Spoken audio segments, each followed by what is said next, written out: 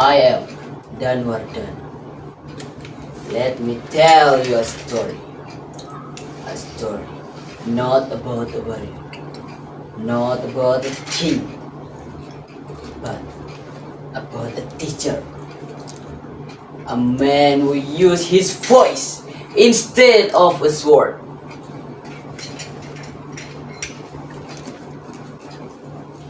His name was Ki Hajar Dewantara. He was born in 1889 in Yogyakarta. His real name was Raden Maswardi Suryaningrat. He came from a noble family. He could go to school when most children could not. But instead of enjoying this privilege, he asked, "Why can't I go to school? But my people cannot." At the time, Indonesia was still ruled by the Dutch. The government only allowed Dutch children and rich Indonesians to attend school. Most Indonesians, especially the poor, had no chance to learn. No books, no classroom, no dreams. But Ki Hajar Dewantara had a dream.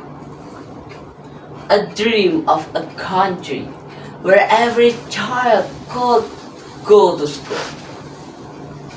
Where education was not a luxury, but a right. When he was a young man, he became a journalist. He used his pen to fight injustice.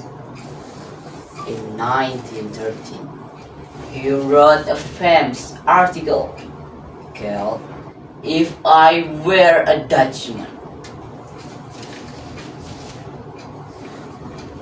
In it, he said, "How can the Dutch celebrate their freedom while keeping the Indonesian people in chains?"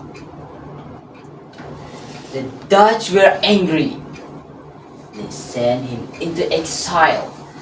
In other words, they kicked him out of the country. He had to live in the Netherlands, far from his homeland. But Ki Hajar Dewantara did not give up. He studied hard in Europe. He learned about new ways of teaching that respected children, encouraged question, and developed the heart, not just the mind. When he returned to Indonesia, he had a mission. He went to build a new kind of school, a school that was open to everyone, rich or poor, boy or girl, a school that used Indonesian language, culture, and values. A school that made children feel proud of being Indonesian.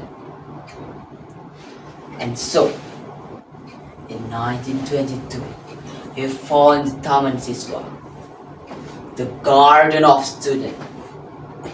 In Taman Siswa, teachers were not bosses.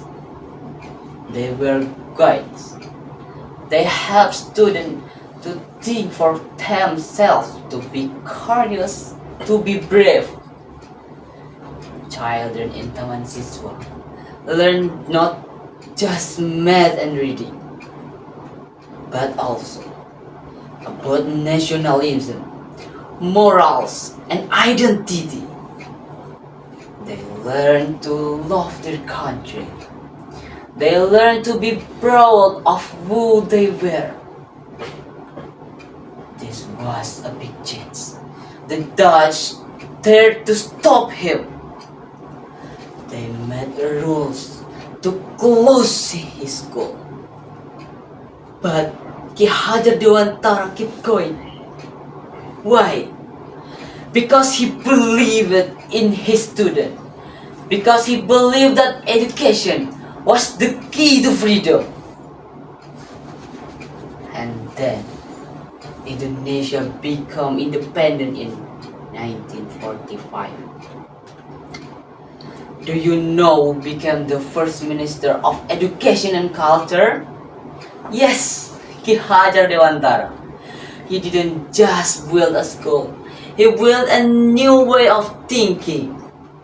He gave us philosophy, one that is still used in school today. You may have heard it. Ingarso Suntulodo in front set a good example. Ing Madyo Mangun Karso in the middle build a spirit. Tokburi Handayani behind give encouragement. This is not just for teachers. It is for all to lead by example, to work together and to support others. Even now, in the digital age, when we have smartphone, learning online and AI, AI still guides us. Because his learning is not just about grades. It's about becoming a good person. It's about being independent. It's about use knowledge to help others, not just ourselves. And now, my dear friends, isn't your turn. Ki Hajar Dewantara has done his part. He has opened the door. He has given you the tools. Now, you must walk toward that door with confidence. Study hard, be brave, ask questions, think deeply, and never forget where you come from. Today, millions of teachers light the way because he lit the first flame, and millions students just like him. Carry that flame into the future. The future of Indonesia is in your hand. That's all my story. Thank you.